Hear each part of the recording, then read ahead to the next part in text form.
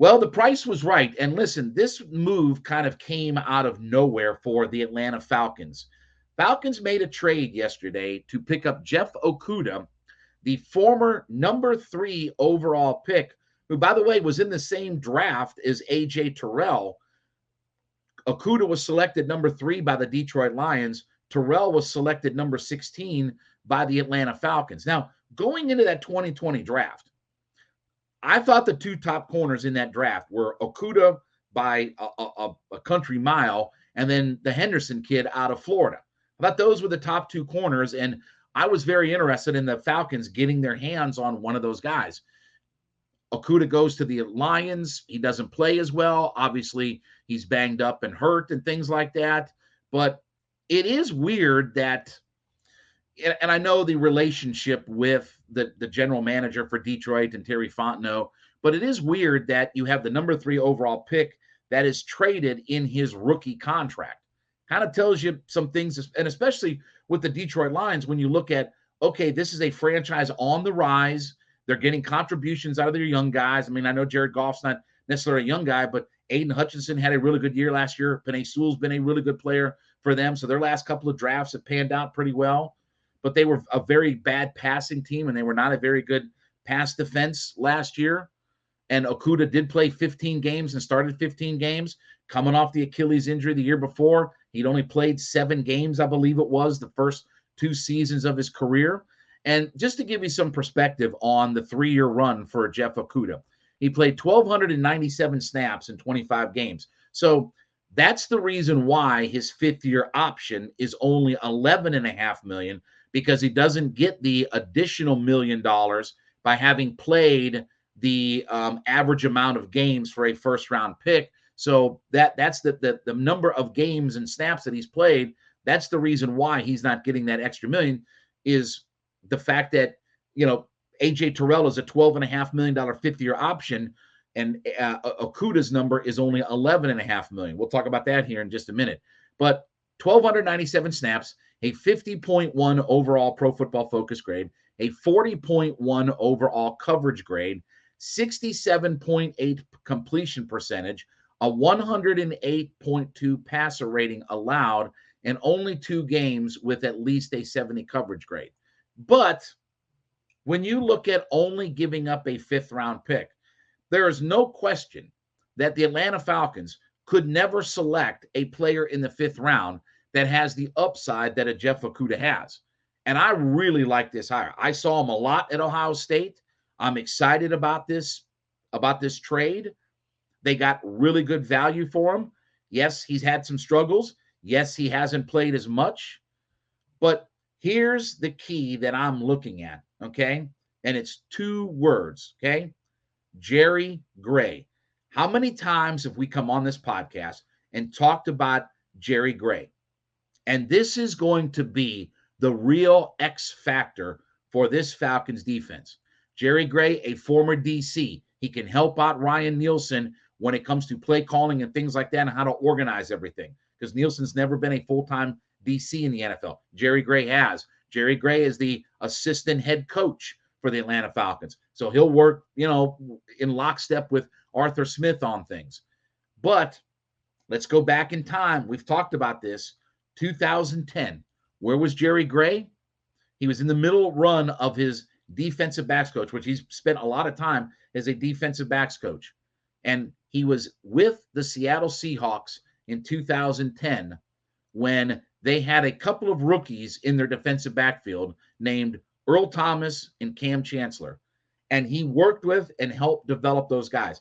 I'm not giving them all of the credit. Those guys were obviously outstanding players, but you see the influence that Jerry Gray can have. And he spent most of his time the last few years as a defensive backs coach. So if he can work with Okudah and get him right, we could have 2 shutdown guys on the outside.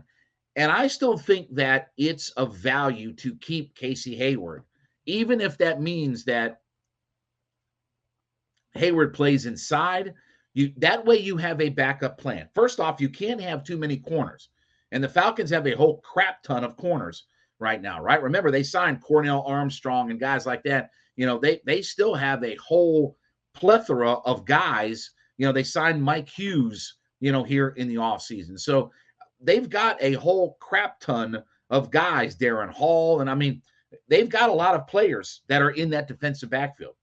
But I would keep Casey Hayward. I got no issue. Look, I think he's a $7 million cap hit this year. Falcons have the money. The money's not an issue. Yes, you could pick up $5 million on the cap if you cut him, but what do you need the $5 million for?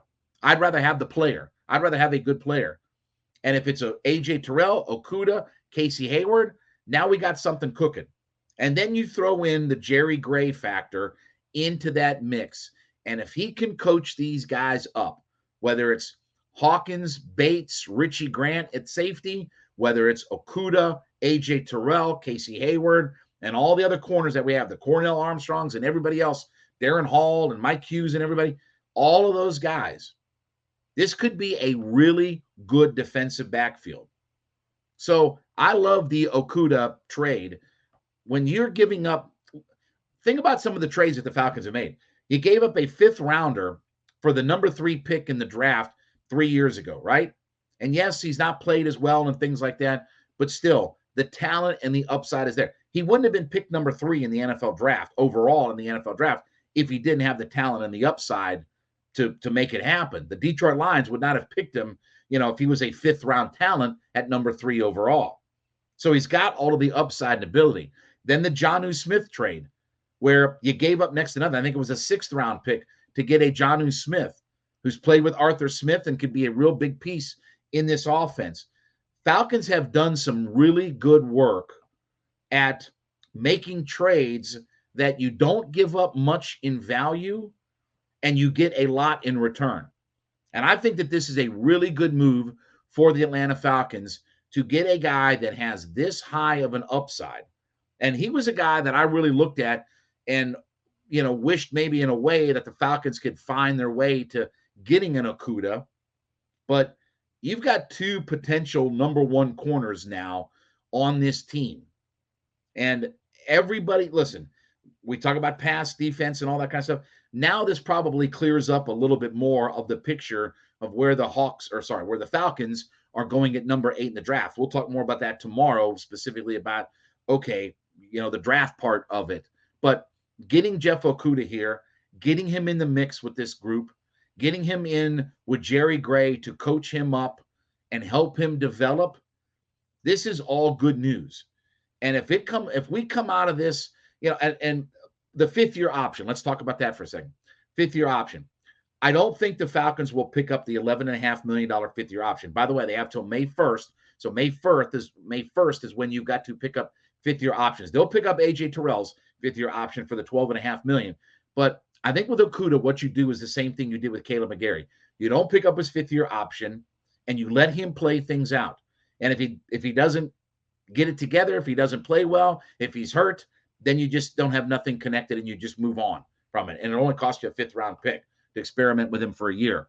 But if he does play well, then and he does ball out, then I'll give him a contract because, again, we're going to have more money on the cap next year. We still have money to spend next season, and you can roll some money over. We'll be fine money-wise on the cap. So I'll do the same thing with him that I did with Caleb McGarry. I'll let him prove it and let him bounce back and see if he can get that, big year under his belt and then roll the dice from there. I don't have a problem with that. So I do think that they will decline the 5th-year option on Okudah and just play this year out and see what he can do in the 4th year and maybe make it a McGarry situation. But I really like this move. I think the upside is there. And let me tell you, again, 2 words, Jerry Gray. If he can work with these guys and get them to where we need to be, we might have something special when all is said and done with this defensive backfield. All right, thank you so much for making Hittin' Hard with Jon Chuckery your first listen every day. Make sure you check out Locked On Sports today. Make that your second listen. Biggest stories of the day, instant reactions, big game recaps, and the take of the day. Available Odyssey, Spotify, YouTube, wherever you get your podcast from.